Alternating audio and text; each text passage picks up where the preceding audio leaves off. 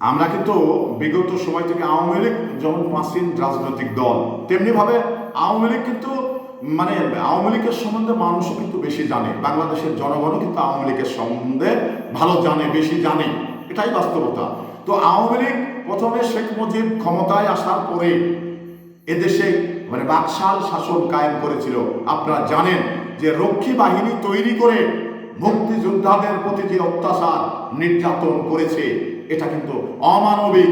আপনারা জানেন যে মুক্তিযোদ্ধার কমান্ডারকে ঘোড়ার গাড়িতে বেঁধে রাস্তা দিয়ে শেষরাতে নিয়ে গেছে। এটা কি মানে মুক্তিযোদ্ধা মানে তাদের সম্মান করা হয়েছে? আজকে আওয়ামী লীগ বলে যে মুক্তিযোদ্ধার পক্ষের শক্তি।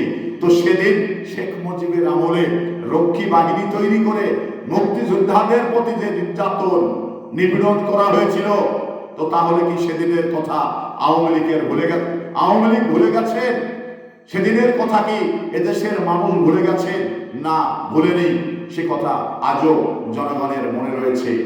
তো এটা বাংলাদেশ যে মুক্তিযোদ্ধার পক্ষের শক্তি আওয়ামী লীগ মনে করেন এবং বলেন, তাদের এই মিথ্যাচার ছাড়া আর কিছু নয়।